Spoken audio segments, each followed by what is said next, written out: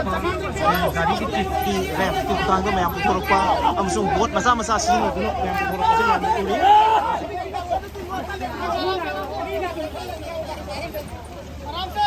पूरी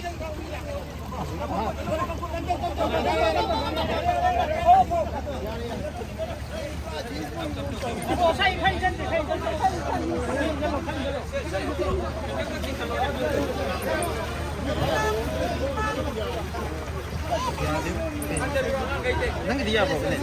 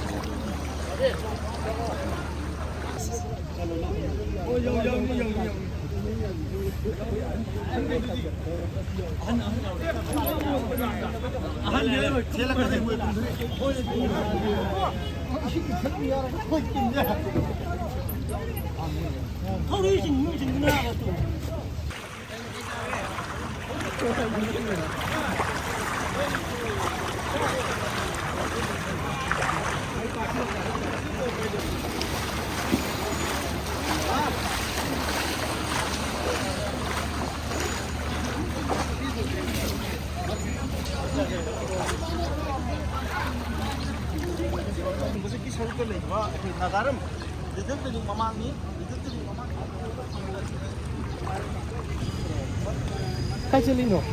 Ngang pura thulai ro. Pura thulai ni se. Slong chok ke. Namdulong gi mapada nei riba aikoi hauji ngasai ising ichel aikoi na han ba live tha gi mofam du da lakhi bi ising du side lakoi ising ni. Ada sida ising gi imai je yang wang na chen da na mofam je yam niam bani na aikoi gi yam kanna chele masida ichel je adu ising ai mofam sida gi lai ba sina khara tapaga zo mofam sida chen da ba yam kan chele di ichel je ko. Ichel je yam kan chele du sida yum na yam ba je loi ma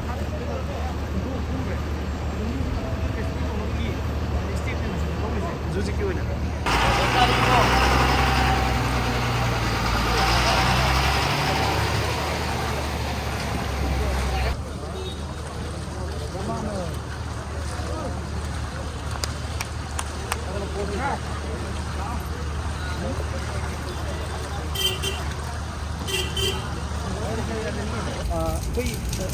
사실 윤가라 이제 뭐에 되는 거지? 남들롱도 기네 보고. 남들롱시 아얌바 이싱어 통그래. yum thum ba yaw bra po che am lo thong tre mi di lo chora ho ba kai no thong tre ba ma sai ko angan ba saruk gi yum da le ba po che loi tau to gi ba khon bi yaw le tau to gi bi yaw ra bra yaw lam ga ni ko gi thong ti la tham me ba yum do karai ko gi chang thum ho re sai ko to ba ni su ho re bang yo do thong pa ne ba adu chang ba mu ya tre adu ko po che di ma thak thang ga lam ra ka mai to kra di thang ga lam ne kra di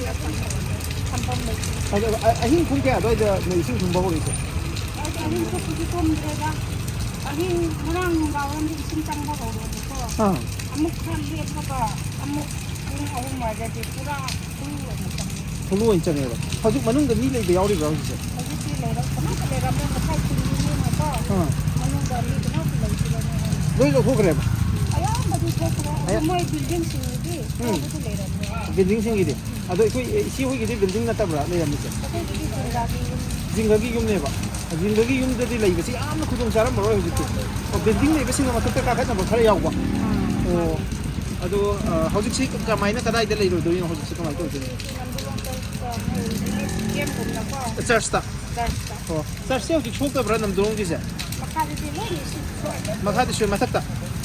ꯃꯊꯛꯇ ꯂꯩꯒꯗꯧꯔꯤꯅꯦꯕ ꯑꯗꯨ ꯌꯨꯝꯒꯤ ꯃꯤꯗꯤ ꯃꯌꯥꯝ ꯂꯣꯏꯅ ꯊꯣꯛꯅꯔꯛꯑꯕ꯭ꯔꯥ ꯑꯌꯥꯝꯕꯗꯤ ꯊꯣꯛꯅꯗ꯭ꯔꯦꯗ ꯑꯣ ꯑꯌꯥꯝꯕ ꯊꯣꯛꯅꯔꯦꯕꯀꯣ okay ꯐꯔꯦ ꯑꯗꯨꯗꯤ ꯏꯆꯦꯈꯣꯏꯁꯨ ꯌꯥꯝꯅ ꯑꯋꯥ ꯑꯅꯥ ꯂꯩꯇꯅꯀꯣ ꯑꯁꯣꯏ ꯑꯉꯥꯝ ꯌꯥꯎꯗꯅ ꯊꯣꯛꯂꯛꯍꯧꯕꯁꯤ ꯃꯌꯥꯝ ꯅꯨꯡꯉꯥꯏꯔꯦ ꯍꯧꯖꯤꯛꯇꯤ ꯑꯩꯈꯣꯏꯗꯤ ꯀꯔꯤ ꯇꯧꯔꯗꯤ ꯍꯣꯏ ꯏꯁꯤꯡꯁꯨ ꯐꯪꯗꯦ ꯍꯣꯏ ꯇꯣꯏꯂꯦꯠ ꯆꯠꯅꯤꯡꯉꯥꯏ ꯏꯁꯤꯡꯁꯨ ꯂꯩꯇꯦ ꯑꯣ ꯆꯥꯛꯁꯨ ꯆꯥꯗ꯭ꯔꯤꯕꯣ ꯆꯥꯗ꯭ꯔꯤꯌꯦ ꯆꯥꯗ꯭ꯔꯤꯌꯦ ꯊꯣꯡꯅꯤꯡꯉꯥꯏꯁꯨ ꯂꯩꯇ꯭ꯔꯦ ꯍꯧꯖꯤꯛ ꯏꯁꯤꯡ ꯊꯤꯔꯁꯨ ꯐꯪꯗ꯭ꯔꯦ ꯑꯣꯍꯣ ꯑꯗꯨ ꯒꯚꯔꯟꯃꯦꯟꯠꯅ ꯀꯩ ꯍꯥꯏꯅꯤꯡꯉꯤ ꯀꯩ ꯇꯧꯍꯟꯅꯤꯡꯉꯤ ꯍꯧꯖꯤꯛ ꯑꯊꯨꯕꯗ ꯀꯩ ꯇꯧꯍꯟꯅꯤꯡꯕꯒꯤ ꯑꯄꯥꯝꯕ ꯂꯩ ꯑꯊꯨꯕꯗ ꯑꯩꯈꯣꯏ ꯆꯥꯅꯤꯡꯉꯥꯏ ꯊꯛꯅꯤꯡꯉꯥꯏꯗꯣ ꯈꯔ ꯌꯦꯡꯕꯤꯕ ꯄꯥꯝꯃꯦ ꯍꯧꯖꯤꯛꯀꯤ ꯑꯣꯏꯅ ꯆꯥꯅꯉꯥꯏ ꯊꯛꯅꯉꯥꯏ ꯑꯗꯨꯒ ꯂꯩꯐꯝꯁꯦ ꯁꯤꯟꯕꯤꯌꯨ ꯍꯥꯏꯕꯅꯦꯕ ꯍꯧꯖꯤꯛ ꯂꯩꯐꯝ ꯂꯩꯇ꯭ꯔꯦ ꯖꯤꯡꯒꯒꯤ ꯌꯨꯝꯗ ꯂꯩꯖꯕꯅꯤ ꯏꯁꯤꯡꯅ ꯊꯨꯝꯈ꯭ꯔꯦ ꯑꯗꯨꯅ ꯍꯧꯖꯤꯛ ꯆꯥꯅ ꯊꯛꯅꯕ ꯑꯗꯨꯒ ꯂꯩꯐꯝꯅꯆꯤꯡꯕꯗꯣ ꯒꯚꯔꯟꯃꯦꯟꯠꯅ ꯈꯤꯇꯪ ꯃꯤꯠꯌꯦꯡ ꯆꯪꯕꯤꯌꯨ ꯍꯥꯏꯕꯗꯨꯅꯤ ꯏꯆꯦ ꯅꯠꯇ꯭ꯔꯥ ꯐꯔꯦ ꯌꯥꯝ ꯅꯨꯡꯉꯥꯏꯖꯔꯦ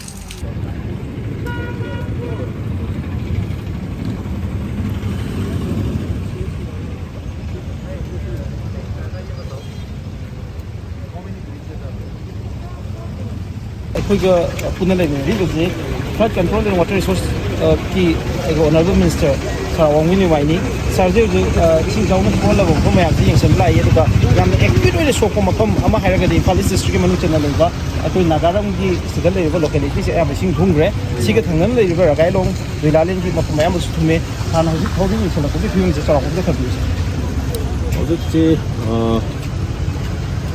ꯂꯩꯀꯥꯏ 4-5 ꯐꯖꯅ ꯁꯣꯛꯑꯦ ꯍꯧꯖꯤꯛ ꯑꯩꯈꯣꯏꯒꯤ ꯄ꯭ꯔꯥꯏꯌꯣꯔꯤꯇꯤꯁꯤ ꯔꯦꯁꯀ꯭ꯌꯨ ꯇꯧꯅꯕꯅꯤ ꯁ꯭ꯇ꯭ꯔꯦꯟꯗꯦꯗ ꯐꯦꯃꯤꯂꯤꯁ ꯃꯌꯥꯝꯕꯨ ꯑꯗꯨꯒ ꯃꯈꯥ ꯇꯥꯅ ꯀꯔꯤ ꯇꯧꯕ ꯌꯥꯕ꯭ꯔꯥ ꯑꯩꯈꯣꯏ ꯔꯤꯂꯤꯐ ꯄ꯭ꯔꯣꯚꯥꯏꯗ ꯇꯧꯕ ꯈꯣꯠꯄ ꯑꯗꯨꯁꯨ ꯑꯩꯈꯣꯏ ꯇꯥꯟꯅꯒꯦ ꯕꯠ our priority ꯍꯧꯖꯤꯛ ꯑꯣꯏꯅ ꯔꯦꯁꯀ꯭ꯌꯨ ꯇꯧꯕꯗꯨꯅꯤ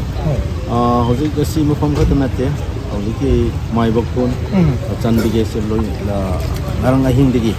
ꯔꯦꯁꯀ꯭ꯌꯨ ꯑꯣꯄꯔꯦꯁꯟꯁꯤ ꯀꯟꯅ ꯆꯠꯊꯗꯨꯅ ꯑꯩꯈꯣꯏ ꯑꯌꯥꯝꯕꯗꯨꯗꯤ ꯔꯦꯁꯀ꯭ꯌꯨꯁꯨ ꯇꯧꯔꯦ ꯁ꯭ꯇ꯭ꯔꯦꯟꯗꯤꯛ ꯃꯌꯥꯝꯁꯨ ꯂꯧꯊꯣꯛꯄ ꯉꯝꯃꯦ ꯍꯧꯖꯤꯛ ꯋꯥꯇꯔ ꯔꯤꯁꯣꯔꯁ ꯗꯤꯄꯥꯔꯠꯃꯦꯟ ꯁꯥꯏꯗꯒꯤ ꯍꯧꯖꯤꯛ ꯐ꯭ꯂꯗꯦꯠ ꯑꯦꯔꯤꯌꯥꯁꯤꯡꯁꯤ ꯃꯦꯟ ꯀꯣꯁꯁꯤ